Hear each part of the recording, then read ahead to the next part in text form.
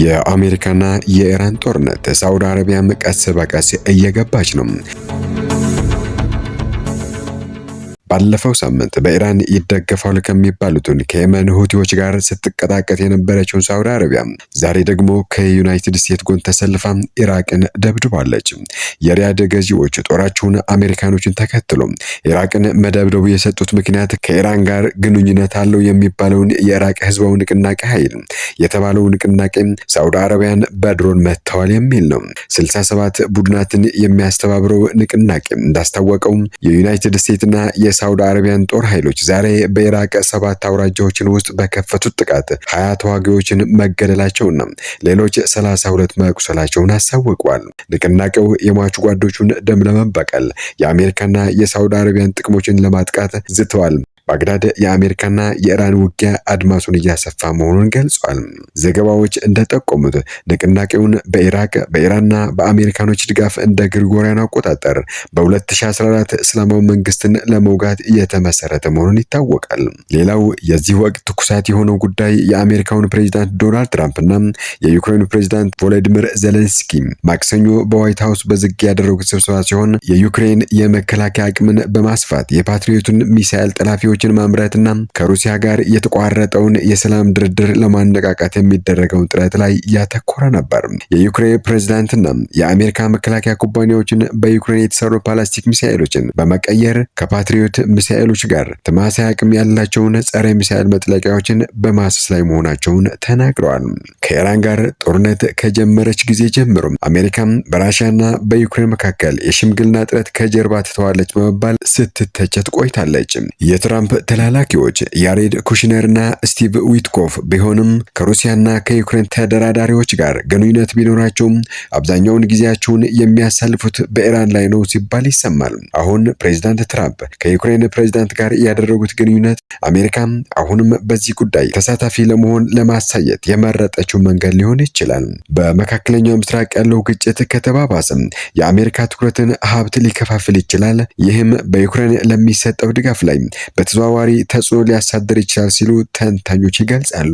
በመካከለኛው ምስራቅ ጦርነት ከተስፋፋም አሜሪካም የአየር መከላከያ ስርዓቶችን፣ ሚሳኤሎችና ሌሎች መሳሪያዎችን ለዩክሬን መስጠት ልታቆም እንደምትችል ይገመታል።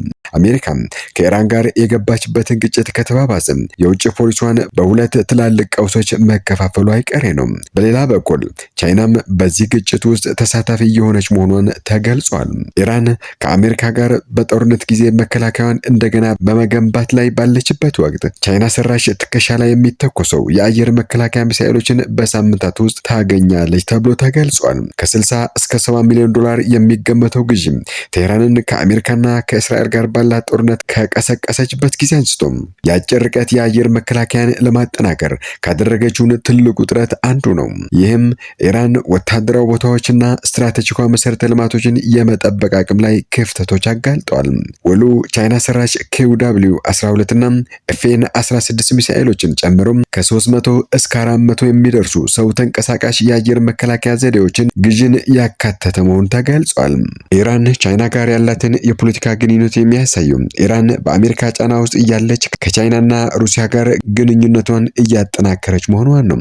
አሜሪካ አሁን የምትጨነቀው ስለ አንድ ሚሳኤል ብቻ አይደለም። ትልቁ ጉዳይ ኢራን ከቻይና ድጋፍ በማግኘት በአሜሪካና በአጋሮቿ ላይ የሚኖራትን ጥቃት ጭምር ነው። ኢራን ከቻይና የአየር መከላከያ ሚሳኤሎችን ካገኘች ወደፊት የምትፈጽማቸው ጥቃቶች ጠንከር ያሉ ይሆናሉ። አሜሪካም ይህንን ተከትሎ በማዕቀብ ወይም ወታደራዊ እርምጃ እንደምትወስድ ይገመታል። ሳውዲ አረቢያም ኢራቅ፣ የመን፣ እስራኤልና ሌሎች ኃይሎችን በዚህ ግጭት መሳተፍ ከጀመሩ ጦርነቱ ከሁለት ሀገሮች ወደ ሰፊ ክልል ግጭት ሊቀየር ይችላል። አልጀሪያ የመጀመሪያዋ ሴት የፓርላማ አፈ ጉባኤ መረጠች። ካሊዳ ቡፌደቼ የአልጀሪያ ፓርላማ የመጀመሪያዋ ሴት አፈ ጉባኤ ሆና ተመርጣለች ሲል አጃንስ ፍራንስ ፕሬስ ሐምሌ 29 ቀን 2026 ዘግቧል። የአልጀሪያን ዋና ከተማ አልጀርስን የወከለችው የጤና ባለሙያ ካሊዳ ቡፌደች ረቡዕ የሀገሪቱ ፓርላማ የመጀመሪያዋ ሴት አፈ ጉባኤ መሆኗን አስታውቋል። የገዢው ፓርቲ ብሔራዊ ነጻነት አውጪ ግንባር ማዕከላዊ ኮሚቴ አባል የሆነችውን ካሊዳ ቡፌደች በሀገሪቱ አራተኛዋ ከፍተኛ ባለስልጣን ሆናለች። የአልጄሪያ ፓርላማ ማክሰኞ ምሽት ሐምሌ 28 የመጀመሪያዋን ሴት አፈጉባኤ መምረጡም ዘገባው ያሳያል። በዚህ ወር መጀመሪያ ላይ በተካሄደው የፓርላማ ምርጫ ከ407 ወንበሮችን 91ን በማሸነፍ ገዢውን ፓርቲ ብሔራዊ ነጻነት አውጪ ግንባር በሰፊ ልዩነት ማሸነፏ ይታወቃል። ይህ ድምፅ አሰጣጥ እስካሁን ከነበረው በ21 በመቶ ዝቅተኛ መሆኑን ተገልጿል። ቡፌደችም የፓርቲው ማዕከላዊ ኮሚቴ አባል ሆና ፓርላማ ከመገንባቷ በፊት በፖለቲካ ውስጥ እያገለገለች መቆየቷ ይነገራል። በአብዛኛው ዝቅተኛ የሴቶች ውክልና ባለበት 25 መቀመጫዎችን ወይም ከጠቅላላው 6 በመቶ የተናጋሪ መቀመጫ እንድትይዝ ይደረጋል። በቀድሞው የፓርላማ 38 ሴት አባላት የነበሩ ሲሆን ከቀድሞው የ2017 የኮታ ምርጫ በኋላ ግን ወደ 118 ጨምረዋል።